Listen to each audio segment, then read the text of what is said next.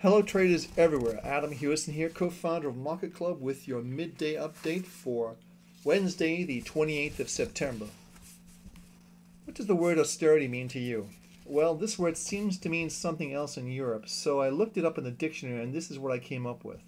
Austerity, it's a noun, the trait of great self-denial, especially refraining from worldly pleasures. Strict economy. That's what I thought it meant. It's obvious that the meaning of austerity is somehow lost in translation in Europe. How can you expand and grow an economy when the very meaning of austerity is the opposite of expansion? There's just no way Greece or any country can grow their economy in an austerity program. There's also no way they're going to be able to pay back the massive amount of money they owe everyone. What we are seeing now is just pure political theater. Everyone talks a good game, but unfortunately there is no easy answers or solutions to the problems that took years to grow into a global problem. Here we are, just 2 days short of the end of Q3 and the end of the month, and the question is, how are these markets going to close for the quarter and for the week? That depends on which markets you're looking at. Most markets are lower for the month, with the exception of the dollar index, which could possibly close at a 7-month high on the monthly charts. One thing is for certain. Europe is not the United States of America. In Europe, there are just too many areas of national pride for each individual country, including Greece. I always believed this national trait would act as the Achilles heel in the Eurozone. My view has not changed. Can the banks be saved? We'll let the markets answer that question for us. Now let's go to the 6 major markets we track and update every trading day and see how we can create and maintain your wealth in 2011. So here we are at my homepage as we normally start. Going to go to the portfolio manager, looking at the 6 markets: S&P, silver, gold, crude oil, US dollar index, Reuters, Jefferies CRB index. Now we've been asked before, why do we track these 6 markets? Well, in reality, these are the most important markets. You've got the equity markets, you've got the metals market, energy markets, the dollar, of course, and of course the CRB index, which is an inflation measure or deflationary measure, depending on which way the trend is. So let's go to our first market, and that's going to be the S&P 500. And what we're looking at now is actually, I want to go back. I've got this on a 60-minute chart. One of the things you can do in MarketClub is you can track by the minute, the 5-minute, 10-minute, 15, 30, 60, daily, weekly, monthly, quarterly.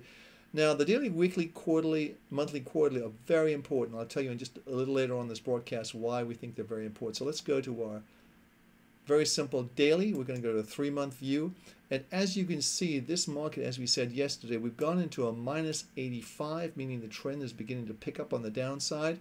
And we've got this sort of like really kind of lazy workaround. Now, obviously, this market is lower for the month, and it would appear as though we could see some more pressure come in possibly on Thursday and Friday, particularly if there's nothing resolved in Europe. This is the big question. I mean, I just don't think they're going to pull the package out they need to pull out to make this happen, but that's someone else's decision on that. But right now, the markets are all, the monthly and the weekly are negative, very, very important numbers.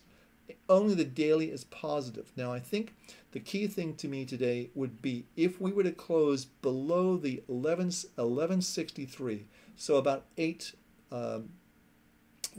8 points lower than we're at now on the S&P. If we were to close 8 points, 9 points lower on the S&P, I would consider that to be a very, very negative signal for this market.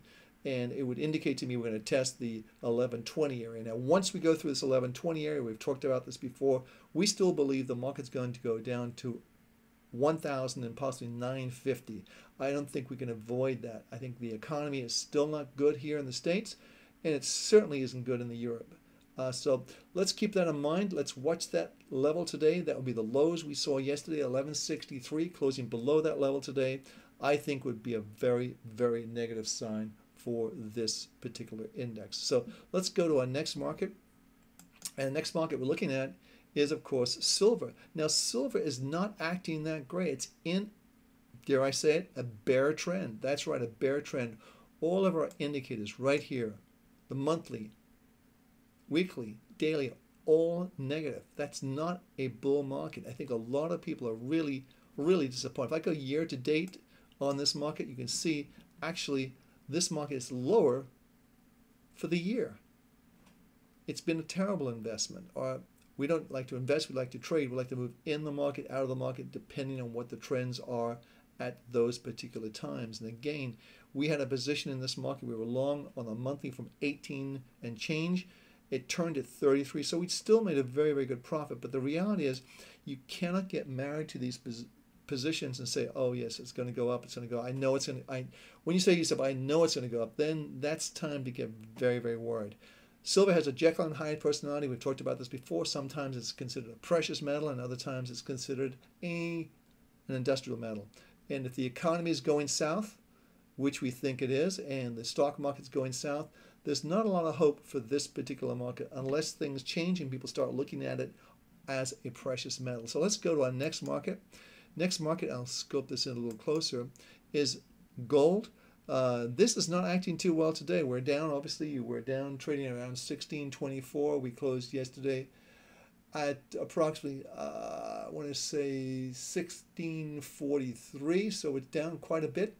If we close below, let's see this low here, 1631, we're trading below that right now. This can be a new low close for gold, and you can quickly tell that with a close-only chart with MarketClub. You can see that, just very simple. You click on it, you get a candlestick chart, a Western high-low close chart, and a line chart. Very simple to move around, and sometimes it's interesting to move those things around so you get a chance to look at a different perspective. I think that's very, very useful. Now, gold is higher for the year. It's lower for the month, and I think that's something to be looking at to see how we close on Thursday and Friday. Particularly Friday is going to be very, very important. Very important weekend closing for this market because it's the weekend closing, it's the monthly closing, and it's the quarterly closing. All those three things are very important in traders' minds, so pay attention to that. So let's go to our next market. Next market is the crude oil market, and we've said this before. We still think this market is going to roll over. I'm going to put my illustrator on, and you can see we've talked about this market in terms of the kind of pattern it would have, like here, here, here, and then finally comes down, and it also looks as though we're just rolling over like this. And if I took my trend line off, I would be better off without it. So let me just clear this off the screen for a moment, take this off, and then take the trend line. That's my mistake. So you can see basically these patterns, but the market has in fact turned down, and it would look as though we're going to see some further downside action here. This market is, I think, potentially rolling over, and if we see some more action like this, possibly Thursday or Friday, or if we see the market close down, let's say here for the day, it's also going to set this market up to test the 78 level and possibly go down to the $70 a barrel level, which would be quite amazing when you consider how bullish a lot of people have been on this market. So I would say, given the fact that this market has traded towards the lower end of the Donchian channel, we've come back to the midpoint, haven't got too far on the upside, still have the parabolics over the market indicating a trend.